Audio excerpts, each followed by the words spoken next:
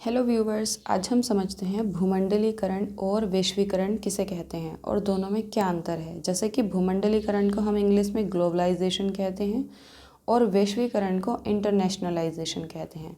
कभी कभी हम वैश्वीकरण को ही, आपने बुक्स में भी देखा होगा, ग्लोबलाइजेशन लिखा हुआ होता है। तो दोनों में कोई ज़्यादा फ़र्क है नहीं, शब्द का ही फ़र्क है। तो उसी शब्द के फ़र्क को हम समझेंगे, बाकी दोनों का जो मतलब है वो एक ही है। मतलब कोई ज़्यादा ख़ास अंतर है नहीं, जो थोड़ा बहुत अंतर है उसे हम समझ लेंगे। तो पहले हम समझते हैं कि भूमंडलीकरण किसे कहते हैं। दोनों ही जो ये शब्द हैं ये इस्तेमाल किस चीज़ के लिए होते हैं कि दुनिया के जो अलग अलग देश हैं उन सभी देशों में हम देख रहे हैं चीज़ों का, संस्कृति का, ठीक है, परंपराओं का और बहुत सारी चीज़ों का आदान प्रदान हो रहा है। जैसे कि हम इसका प्रभाव अपने ऊपर भी देख रहे हैं। आजकल हमें अपनी लोकल चीज़ें छोड़ के पिज़्ज़ा बर्गर ज़्यादा पसंद आता है। हमें वेस्टर्न की ड्रेसेस पसंद आती हैं, उनके लैंग्वेज और लाइफस्टाइल पसंद आता है।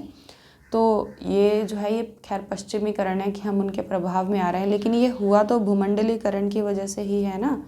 कि मतलब जो जितने भी देश हैं वो एक दूसरे की संस्कृति से, प्रोडक्ट से और बाकी सारी चीज़ों को यूज़ कर रहे हैं, इस्तेमाल कर रहे हैं और अपनी चीज़ों को दूसरे यहाँ पे भेज रहे हैं। पहले हम बात करते हैं भूमंडलीकरण की, ठीक है। भूमंडलीकरण का जो मतलब है वो दुनिया भर के देशों के बीच जो व्यापार है, संस्कृति है, राजनीति है, कोई भी संबंध, ठीक है, सभी देशों के बीच हम आजकल देखते हैं कि व्यापार चलता है। कोई किसी को कुछ देता है, उसके बदले में कुछ खरीदता है, कुछ बेचता है। तो ये जो चीज़ है, फिर हम दूसरा देखते हैं कि चीज़ों के साथ साथ संस्कृति का भी आदान प्रदान होता है।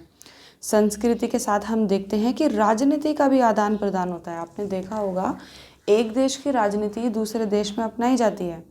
एक देश में देखा जाता है कि अच्छा, उन्होंने राजनीति में ऐसे किया है तो हम ऐसा कर देते हैं।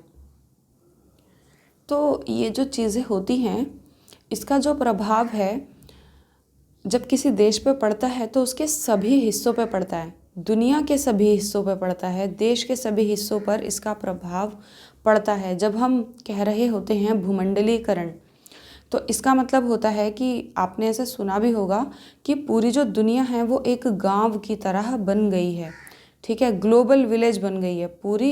पूरा जो दुनिया है, पूरा जो विश्व है वो एक विलेज बन चुका है।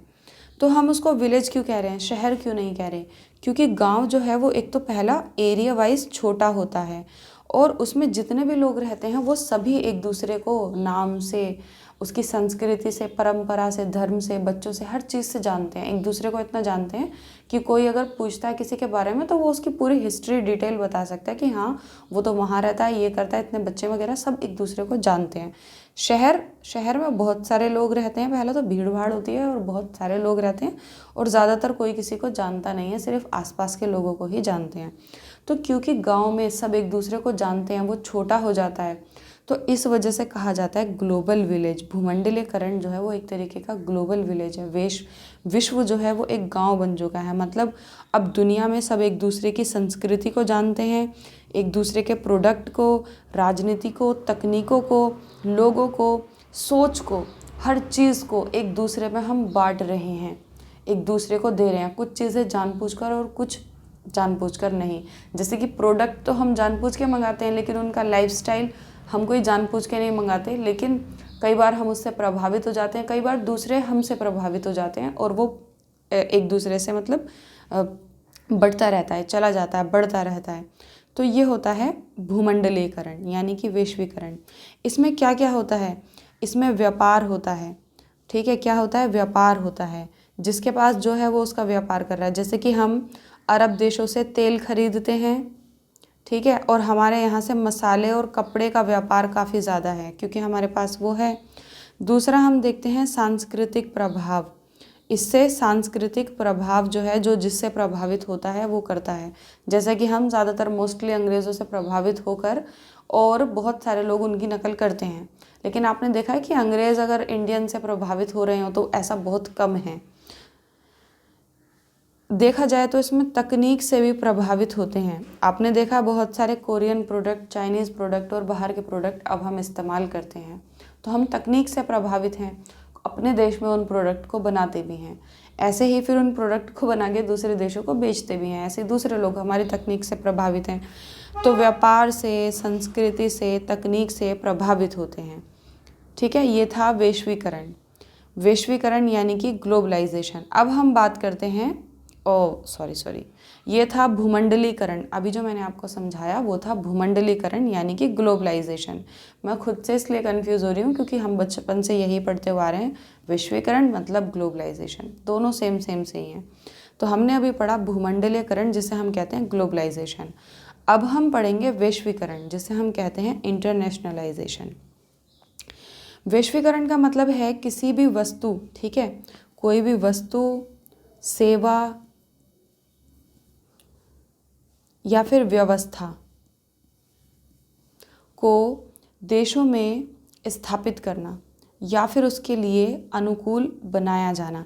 यानी कि हमें वस्तुएं देनी हैं, जैसे हमें वस्तुएं बेचनी है तो वही हो गया ना, व्यापार करना है। कोई सेवा बेचनी है, जैसे कि डॉक्टर, इंजीनियर, टीचर दूसरे देश में जाके काम कर रहे हैं, या फिर संचार का काम करते हैं, जिसे IT क्षेत्र का जितना भी काम है वो सब सेवाओं में आता है। और व्यवस्था में सारी राजनीति और ये सब आ गई। इन सबको हम किसी दूसरे देश में बनाने की कोशिश कर रहे हैं।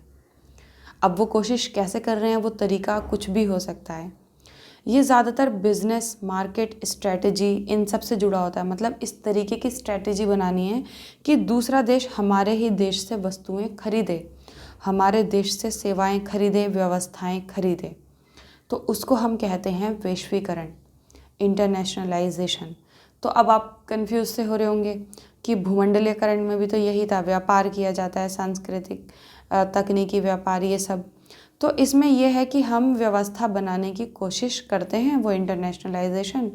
और भूमंडलीकरण ये सब होता है, तो भूमंडलीकरण। तो दोनों में कोई ज़्यादा खास फर्क नहीं है। आप भूमंडलीकरण को वैश्वीकरण कह सकते हैं और लिख भी सकते हैं।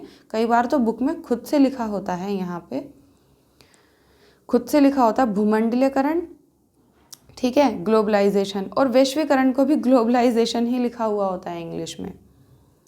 तो इसमें भी यही होता है, बिजनेस की व्यवस्था, तकनीकी अनुकूलन, ये सब बनाना।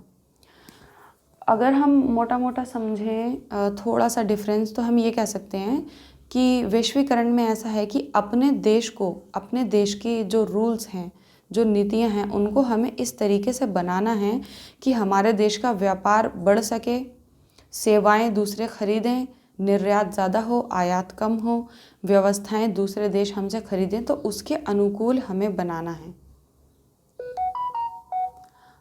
आई होप आपको समझ में आ गया होगा।